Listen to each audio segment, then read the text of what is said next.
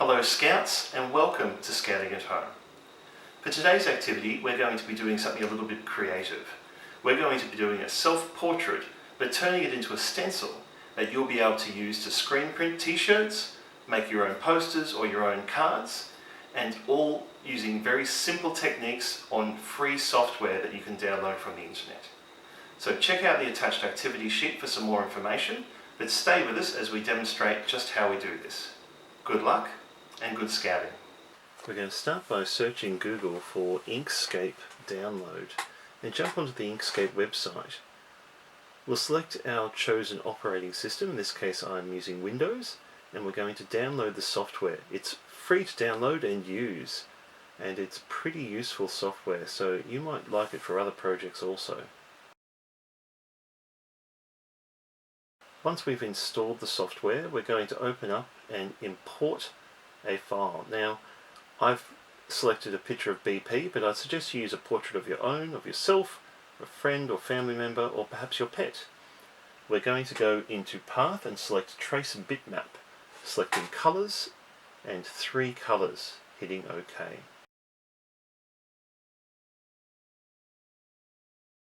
Once we've created our bitmap 3-tone, we're going to go to Object and select Ungroup. This will allow us to treat each of the colors as a separate layer. I've already created some extra layers and I'm going to send my colors to a separate layer to the one that my picture is on. This will allow me to get rid of our background color we don't need anymore and turn off my original image. I'm then going to further split my 2 colors into another layer so that I have my foreground and my mid-tone color.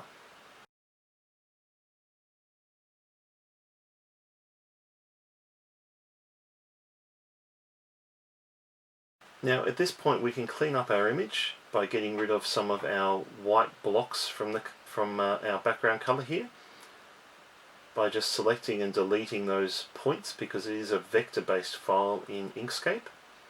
We can also twist and adjust the shape using these vectors.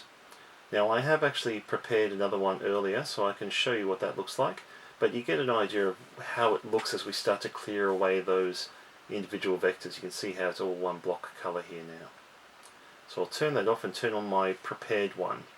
And we'll print that out, and now that we've printed it, we're able to edit the image slightly, making allowances for colouring in sections that we want to be solid blocks, and also putting in bridges to make sure we don't cut out too much.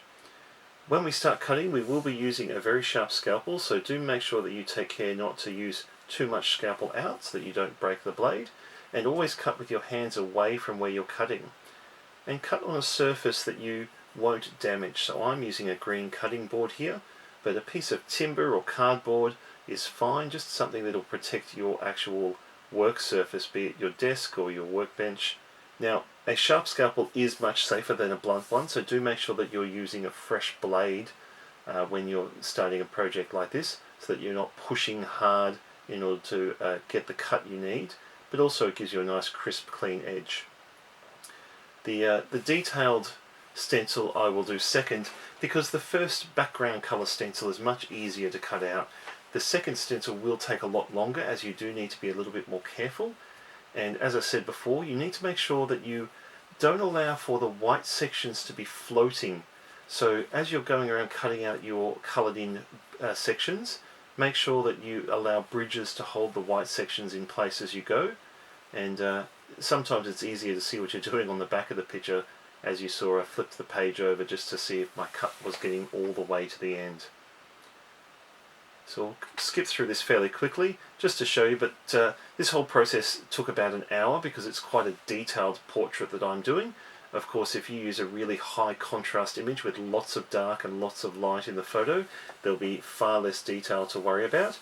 Or in your editing stage, if you were to block in some of the details that you're just concentrating on, some of the key highlights being left behind, you're going to end up with a much faster process for cutting it out.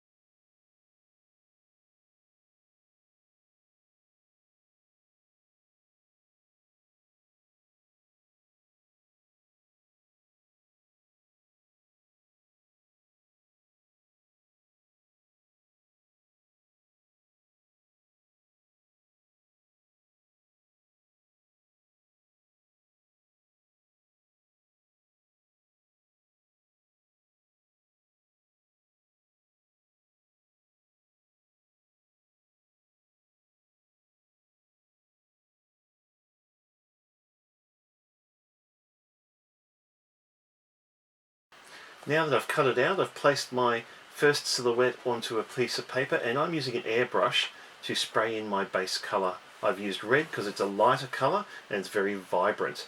You can use a paintbrush or a spray can to do the same thing. For my second stencil, I lay that over the top and I'm using a darker colour. I'm using a brown here because it works well with the red and it'll give a good contrast against the red. Now, as I said, you can use a paintbrush for this process as well, but make sure that you do use a dabbing motion rather than a stroke so that you don't catch paint at the edges and so that you don't damage your stencil in the process. You should be able to use this stencil a great number of times to create as many copies of your poster or print as you like, as long as you take care of it. And in fact, the more you use it, the more that paint builds up and keeps it nice and stiff. There you have my finished product.